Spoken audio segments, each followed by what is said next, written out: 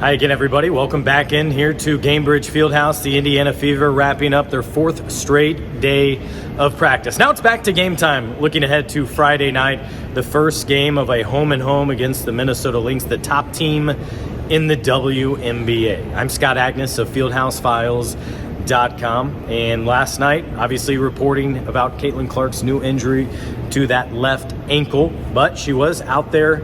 Here we saw her at practice.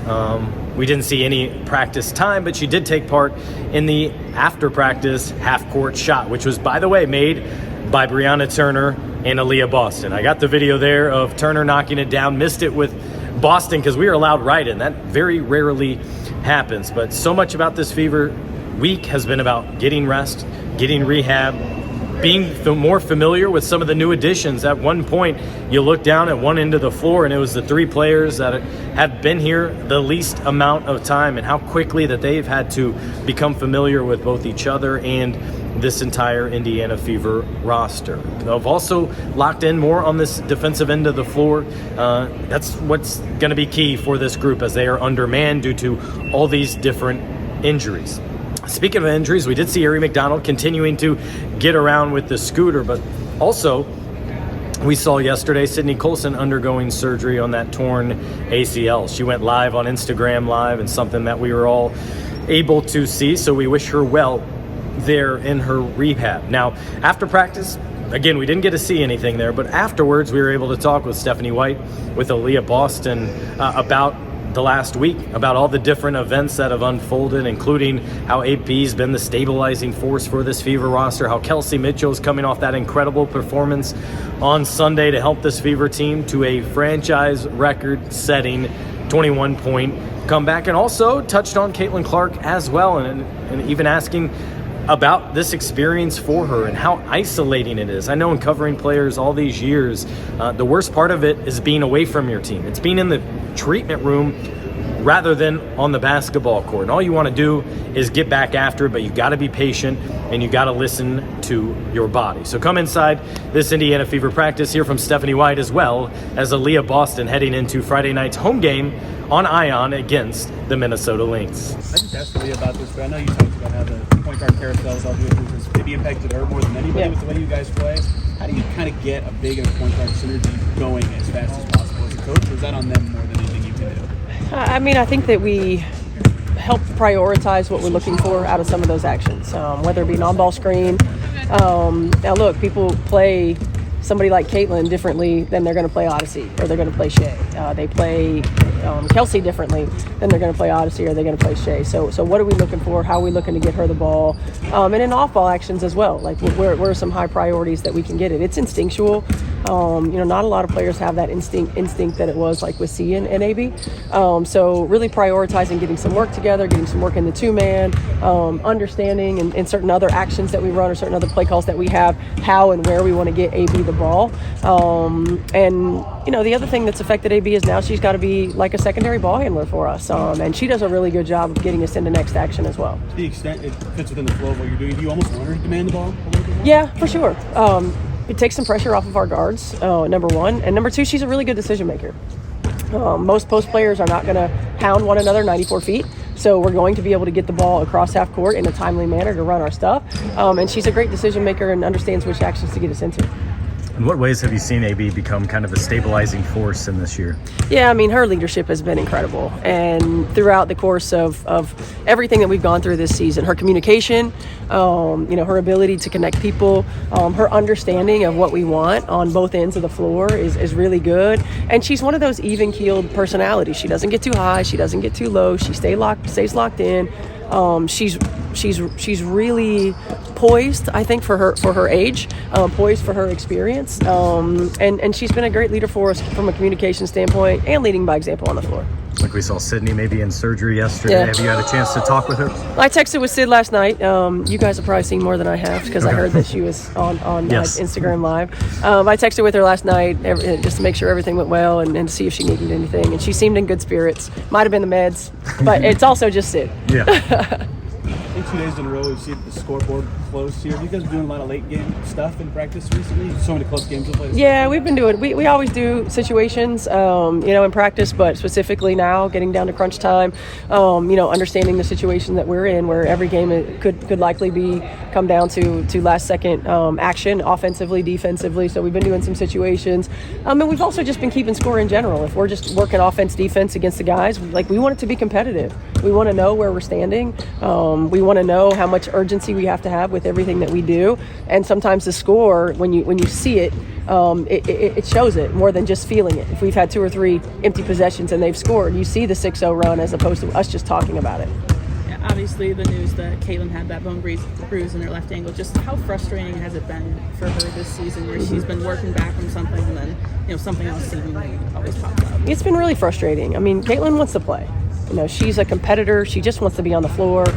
She just wants to play basketball, and she's in the mindset that she's hungry, right? That she wants to be out there and she wants to be with her team, and she's working her butt off to get back into those situations. So I think each time you have a tweak, or each time you have something else, it's frustrating.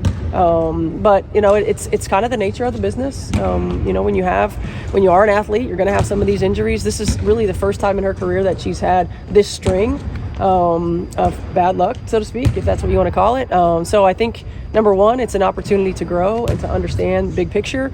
Again, I say I'm so thankful that, between myself and Karima and Bree, you have players who have been through these kinds of situations and great resources for her to utilize, because it's emotionally and mentally as draining as it is physically. The hardest thing's the loneliness, right? Yeah. Did you feel like you're not contributing, even though the best thing you can do is take care of yourself? Absolutely. And, any athlete who's injured will tell you that. And because, we have, as coaches, been in that situation, really trying to connect and making sure that she's involved in as much as we can get involved in, because it's isolating. You're in rehab, you're in treatment, you're getting different workout times, you're not in film, which she might like, you're not in all the other things. So I think for us, it's keeping all of our injured players as connected as possible, making sure that we're reaching out to them, making sure that we're touching base with them. But yeah, it's a lonely, isolating feeling when you're going through injury. Steph, I'll jump in with one more. When Kelsey gets going like that on Sunday, it seems to be contagious, and we've seen it all season. What's it like when you're in it and AB says just give the ball? Yeah, it does. And as a coach, it's also, hey, we know we got to find breaks for her. What does that look like? Because we're depending so much on her. Nearly every possession, she's getting a touch or an action that is focused on her. So how do we get a rest? Is that substituting differently? Is that utilizing our timeouts differently? Is that getting off of her side for an action and then getting to her on the backside? How can we continue to find ways to make it as easy for her as it can be, and I mean easy in the conditioning way, to get her the high quality shots that she needs. But when she gets going like she did in the second half against Connecticut, I think that's just an adrenaline rush, and you just find her and get her the ball. In that game and then the overtime. I think just our mindset going into that second half, we decided that we were just going to chip away. We just continue to tell ourselves each possession by possession, give them one chance, and keep shooting the ball. I mean, going into that second half, I think we made 0 threes at that point, and they were good looks. So I think for us, just knowing that we were taking good shots, and then once you saw one go in, I mean, here we go. Is there an element of needing to feel a little more aggressive at times with this team than maybe it takes falling behind to find that some nights? Yeah, I think, we always talk about it, like our starts just have to be great, and I think coming into that game, I mean, we had a good start for the first minute and a half, and then they kind of went on their run, and then for us, we're turning the ball over too much. So I think for us, to just kind of find that pace and just holding it. Yeah, we've heard Steph talk about how point guard in and out injuries, how that has affected you maybe the most of anybody, just with the way the team plays, how to get you involved. Have you felt that, and how have you tried to adjust to keeping yourself up? Yeah, I think adjusting is the name of the game. That's kind of been our season, and so for me, it's just about continuing to approach every game the same. Trying to find where I can get my touches, just trying to give us extra possessions. And so for me, I think I just take it game by game and just try to continue to show up and be that consistent piece. I know you've talked about how Caitlin's changing play style did actually start different for you with so many different point guards. How do you try to get synergy with them as quickly as possible? Yeah, I mean, you just try to come in and do what you do. I think early communication is always going to be important for us, depending on whatever guard. It doesn't matter. I think just making sure that we're talking about what we want to get, who has the hot hand, continuing to find them, and just continue to do that. What do you feel like you guys were able to get accomplished this week? I think just continue working on our defense. I think, thinking about Minnesota, the way they like to space the floor, the way they like to move the ball, just making sure that we're just aggressive and making sure that we're on the same, we're all connected. How much are you doing standing watch, if at all, right now that 3 weeks left and it's go time? Oh, no, we're in there. We're just going. Like, I think we're in full go right now. Just continue to work, watching a lot of film, obviously watching a lot of games, and just trying to be as prepared as I can. The biggest thing you see when you get ready for Minnesota, you get ready for back-to-back. You Yeah. play them twice. Yeah. What's the preparation like when it's different? When I know it's one at a time, but you got two coming up against them. Yeah, I think we take it by this game that we have tomorrow, just looking at that and preparing for that, and then obviously you look at any adjustments that has to be made for the next game. Kelsey gets going like that. Yeah. Like that. What are you all feeling in there? Get Kelsey the ball. Yeah. There's no other question. Get Kelsey the ball, set a screen, set a flare, pass it up to her. Like Kelsey's just been so consistent for us. Just been a great piece, and I think looking at how she hooped in Connecticut, especially that second half, it just goes to show how she's able to get her shot, score the ball at any point. What's kept you grounded and helped you get through this season that's been tumultuous Yeah. with something at every turn? My faith, number one, but also I think just continue to show up and be who I am and not letting any kind of circumstance change my emotions, because I think it's important to continue to show up for all those that's going to be here.